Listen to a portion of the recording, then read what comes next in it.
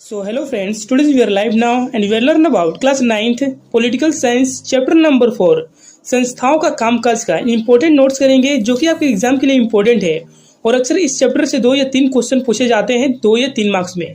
सो आप इसे note down कर लेना क्योंकि आपके एग्जाम के लिए बहुत ही इंपॉर्टेंट है, ये आपको परसेंटेज को इंक्रीज करेगा।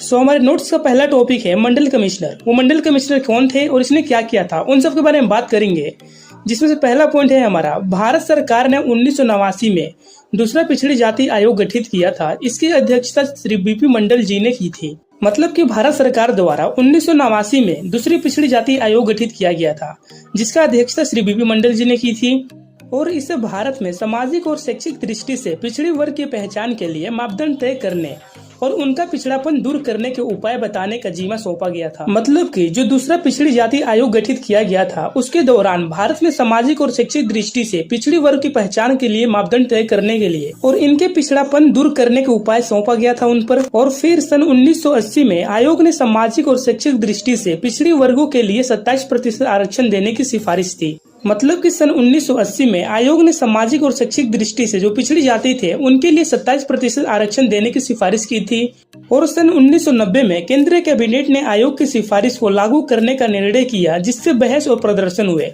मतलब कि सन 1990 में केंद्रीय कैबिनेट ने आयोग की सिफारिश को लागू करने का निर्णय लिया जिसकी वजह से बहस हुए, प्रदर्शन हुए।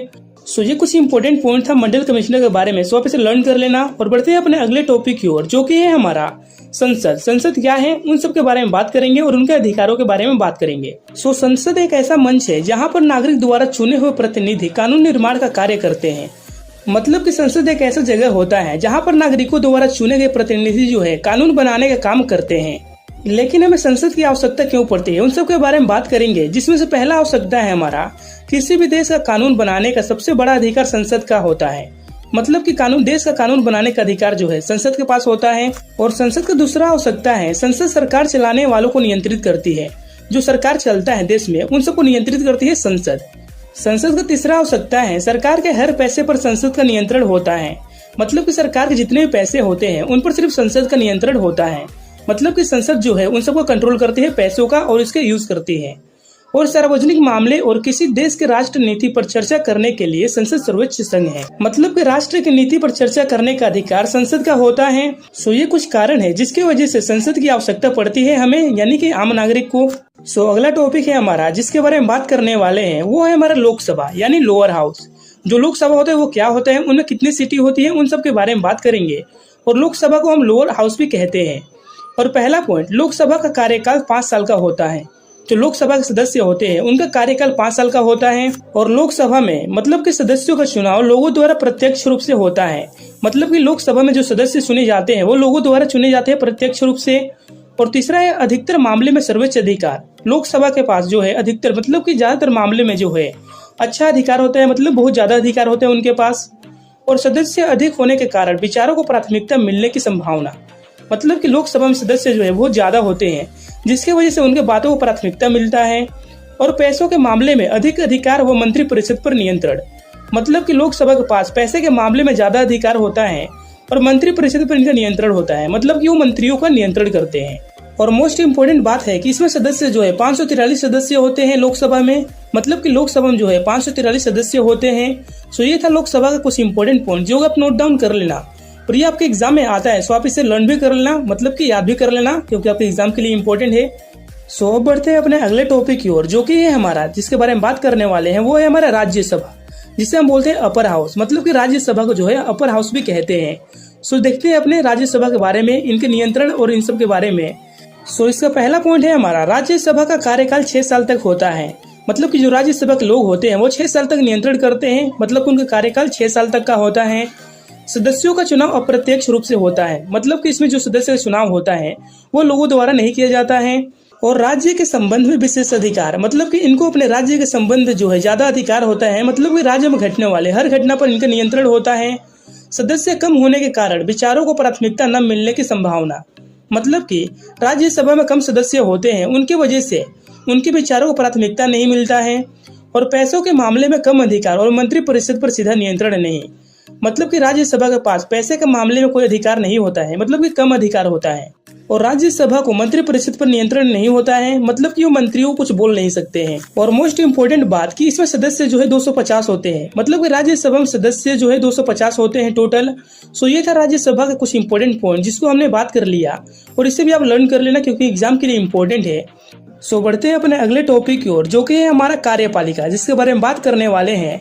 सो देखते हैं कार्यपालिका होती क्या है। पहले कार्यपालिका, जिसका मतलब होता है किसी भी सरकार के विभिन्न स्तर पर हमें ऐसे अधिकार मिलते हैं जो रोजमर्रा के फैसले करते हैं। सभी अधिकारों को सामूहिक रूप से कार्यपालिका कहते हैं। मतलब कि हमें हर सरकार के विभिन्न स्तर पर हमें ऐसे अधिकार दिए जाते हैं जो रोजमर्रा के फैसले करते हैं, और उन सभी अधिकारों को सामूहिक रूप से कार्यपालिका कहते हैं। लेकिन क्या आप जानते हैं कार्यपालिका भी 2 प्रकार की होती है, जिसके बारे में हम बात करने वाले हैं। सो चलिए देखते हैं कार्यपालिका 2 प्रकार की होती है, कौन कौन सी होती है। सो फर्स्ट होता है हमारा राजनीतिक कार्यपालिका और दूसरा होता है हमारा स्थायी कार्यपालिका। सो इन सबको एक एक करके बात करते हैं इन सब के बारे में। सो चलिए स्टार्ट करते हैं। पहला हम राजनीतिक कार्यपालिका के बारे में। सो राजनीतिक कार्यपालिका, जिसमें जनता द्वारा खास अवधि तक के लिए निर्वाचित, मतलब कि राजनीतिक कार्यपालिका में जनता द्वारा खास अवधि के लिए लोगों को चुना जाता है, जिसमें हमारे आते हैं राजनीतिक नेता। इस श्रेणी में आते हैं जो नेता होते हैं, उन्हें जैसे जनता द्वारा खास अवधि के लिए चुना जाता है और उसके बाद वो जो है रिटायर हो जाते हैं, मतलब कि चुनाव हार जाते हैं तो वो हट जाते हैं, फिर दूसरा लोग आते हैं। सो ये था राजनीतिक कार्यपालिका, और इस प्रकार ये लोग जो है देश का सेवा करते हैं और देश को विकसित करते हैं। और अगला आता है हमारा कार्यपालिका, स्थायी कार्यपालिका क्या होती है। सो देखते हैं स्थायी कार्यपालिका के बारे में। सो स्थायी कार्यपालिका, जिसमें लंबे समय के लिए नियुक्ति, मतलब कि लोग पढ़ाई लिखाई करके एग्जाम देते हैं, उसके बाद वो जो है नियुक्त होते हैं लंबे समय के लिए, मतलब कि जब तक उनका एज नहीं हो जाएगा रिटायरमेंट के, जब तक वो रिटायर नहीं होंगे।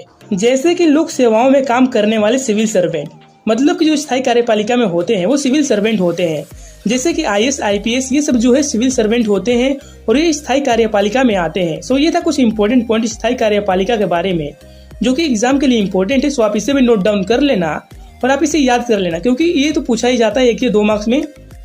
सो बढ़ते हैं अपने अगले टॉपिक की ओर, जो कि है हमारा भारत का राष्ट्रपति नियुक्त होने के लिए अनिवार्य योग्यताएं।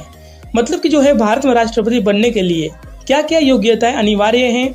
सो पहले तो भारत के नागरिक हो, मतलब कि जो भारत के राष्ट्रपति बनना चाहता है वो भारत का नागरिक होना चाहिए, और उनका आयु 35 वर्ष से अधिक हो। मतलब कि जो राष्ट्रपति बनना चाहता है उनका आयु 35 वर्ष से अधिक हो, दिवाली या सजायाफत ना हो, मतलब कि किसी भी तरह के कर्जे में न डूबा हो या उनको सजा ना हुआ हो, और किसी सरकार लाभप्रदाय पद पर कार्यरत न हो, मतलब कि किसी भी सरकारी काम को न करता हो। और 6th पॉइंट है लोकसभा का सदस्य बनने का योग्य हो, मतलब कि उसमें लोकसभा का सदस्य बनने की योग्यताएं हो। सो ये था हमारा भारत का राष्ट्रपति नियुक्त होने के लिए अनिवार्य योग्यताएं। सो बढ़ते हैं अपने अगले टॉपिक की ओर, जो कि है हमारा भारतीय प्रधानमंत्री के अधिकार। जो भारत के प्रधानमंत्री होते हैं उनके पास क्या क्या अधिकार होते हैं उन सब के बारे में बात करेंगे, जिसमें से पहला अधिकार होता है कैबिनेट की बैठक की अध्यक्षता।